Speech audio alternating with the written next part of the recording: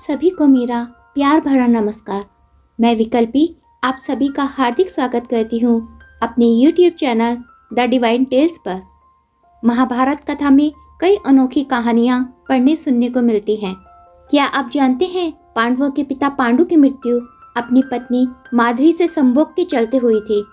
पांडु को शाप था कि वे किसी भी स्त्री से संभोग नहीं कर सकते। तो क्या है यह पूरी कहानी, आइए विस्तार पूर्वक सुनते हैं। आज पंजाब में जिस स्थान पर रावी और चिनाब नदियों का मिलन होता है उसे ही पहले मद्र देश कहा जाता था। वहाँ के राजा थे भगवान, जिन्होंने लंबे समय तक मद्र पर शासन किया।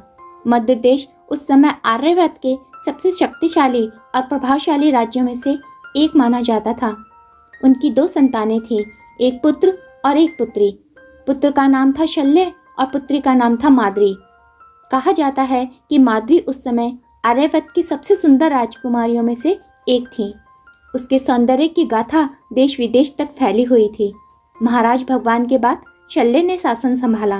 माद्री के संग विवाह के लिए देश विदेशों से कई राजाओं के अनुरोध आए, किंतु शल्य ने ना ही तो उसका विवाह करवाया और न ही उसके स्वयंवर का आयोजन किया। उसी समय दूसरी ओर हस्तिनापुर का प्रभाव पूरे आर्यवर्त में था। अपने बड़े भाई धृतराष्ट्र की नेत्रहीनता के कारण पांडु राजा बने। उन्होंने कुंती भोज की कन्या कुंती से विवाह किया और राजा बनने के बाद वे अपने तात भीष्म की आज्ञा लेकर दिग्विजय के लिए निकल पड़े। वैसे ही पूरा आर्यवर्त भीष्म के पराक्रम से घबराता था। उसके ऊपर पांडु ने अपने शौर्य से अधिकतर राजाओं को अधीनता स्वीकार करने को विवश कर दिया। अपने दिग्विजय के दौरान पांडु मद्र देश पहुंचे। वहां उन्होंने शल्य को अधीनता स्वीकार करने को कहा, किंतु उन्होंने युद्ध करना स्वीकार किया। शल्य महारथी थे, किंतु हस्तिनापुर की सेना का सामना अधिक देर तक नहीं कर सके और पराजित हुए। उन्हें पराजित करने के बाद भी पांडु ने उन्हें बड़े आदर के साथ मद्र देश की सत्ता संभालने की जिम्मेदारी सौंपी। उनका ऐसा व्यवहार देखकर शल्य ने अपनी बहन माद्री का विवाह पांडु के साथ कर दिया। एक अन्य कथा के अनुसार माद्री के गुणों की चर्चा सुनकर स्वयं भीष्म पांडु के लिए माद्री को मांगने मद्र देश पहुंचे। हस्तिनापुर की ओर से रिश्ता आने पर शल्य बड़े प्रसन्न थे, किंतु उन्होंने भीष्म को अपने देश की एक प्रथा बताई। उन्होंने भीष्म से कहा, हे महावीर, आप हस्तिनापुर नरेश के विवाह का प्रस्ताव लेकर मद्र देश पधारे हैं। ये हमारे लिए अत्यंत गौरव का विषय है, किंतु हमारी एक प्रथा है कि हम कन्या उसी राजा को देते हैं जो यथोचित उपहार के साथ आकर कन्या का हाथ हमसे मांगता है। चूंकि आपने ऐसा नहीं किया, इसी कारण हम माद्री का विवाह पांडु से नहीं कर सकते। ऐसा सुनकर भीष्म तनिक भी क्रोधित नहीं हुए। उसके उलट उन्होंने शल्य की स्पष्टवादिता की प्रशंसा की।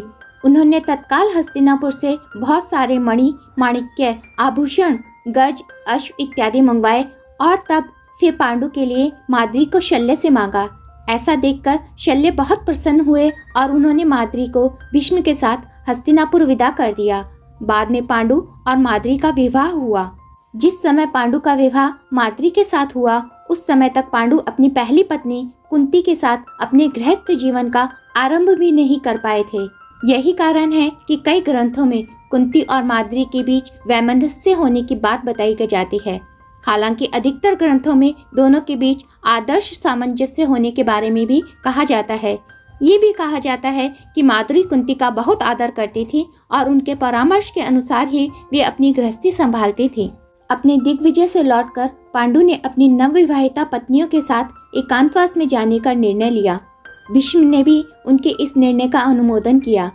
तब धृतराष्ट्र को कार्यकारी राजा बनाकर पांडु कुंती और माद्री के साथ वन में एकांतवास को चले गए। जब ऋषियों को ये पता चला कि महाराज पांडु अपनी पत्नियों सहित वन पधारे हैं, तो उन्होंने उनका बड़ा स्वागत किया।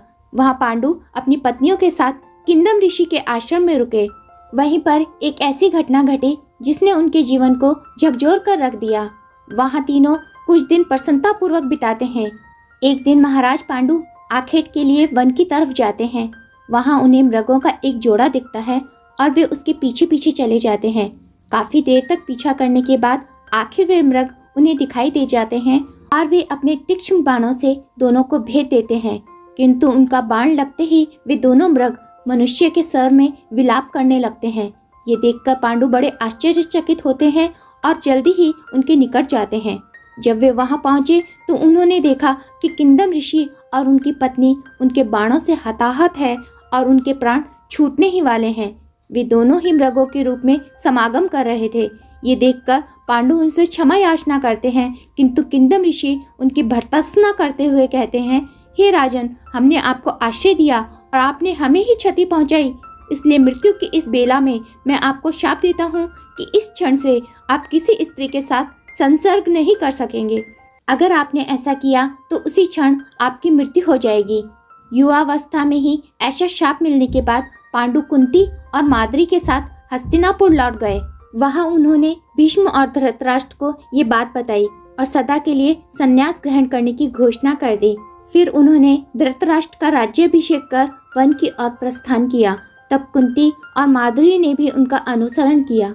उन्होंने दोनों को बड़ा समझाना चाहा, किंतु देवी सीता की भांति ही दोनों अपने पति के साथ वन चली गईं, जहां वे तीनों ऋषियों के संसर्ग में संन्यास आश्रम का अनुसरण करने लगे।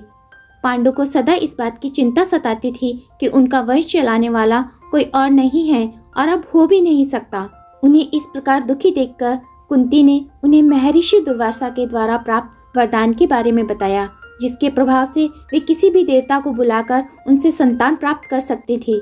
ये सुनकर पांडु की प्रसन्नता का ठिकाना न रहा। उन्होंने कुंती से उस वरदान का उपयोग करने को कहा और धर्मराज से युधिष्ठिर, वायुदेव से भीम और इंद्रदेव से अर्जुन नामक 3 पुत्र प्राप्त किए। ये देखकर माद्री को प्रसन्नता तो हुई, किंतु दुख भी बहुत हुआ कि वो मातृत्व सुख कभी प्राप्त नहीं कर सकती। उन्होंने अपनी व्यथा पांडु और कुंती को बताई।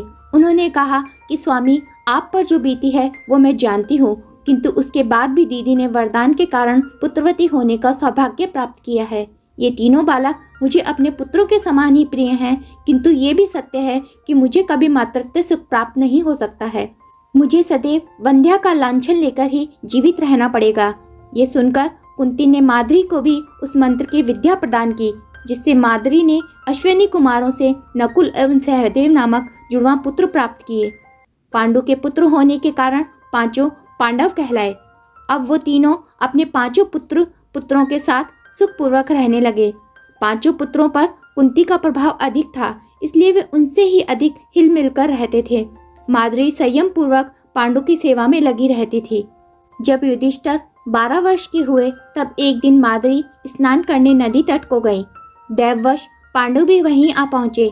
माद्री का अप्रतिम सौंदर्य देखकर उस दिन उनका संयम टूट गया। काम का वेग कुछ ऐसा था कि माद्री भी स्वयं को रोक न सकी।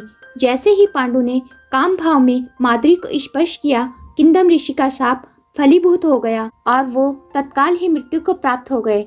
जब माद्री ने ऐसा देखा तो वह वहीं बैठी विलाप करती रही।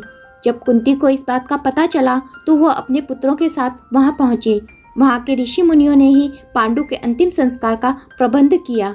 जब उन्हें मुखाग्नि देने का समय आया तो माद्री ने उनके साथ सती होने का निर्णय किया। कुंती और ऋषियों ने उन्हें बहुत समझाया, किंतु वे स्वयं को पांडु की मृत्यु का उत्तरदायी समझती थी। उस अपराध बोध के साथ जीवित रहना उन्हें असंभव लगा और उन्होंने अपना निर्णय नहीं बदला। उन्होंने अपने दोनों पुत्रों को कुंती को सौंप दिया और पांडु के साथ सती हो गईं।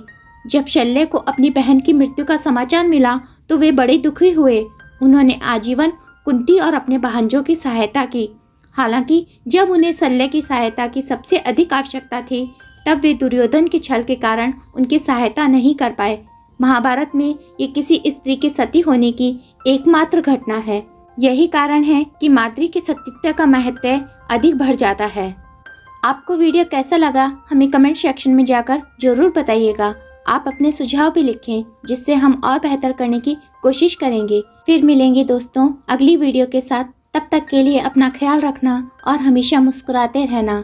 जाते जाते वीडियो को लाइक और चैनल को सब्सक्राइब करना बिल्कुल भी ना भूलिएगा।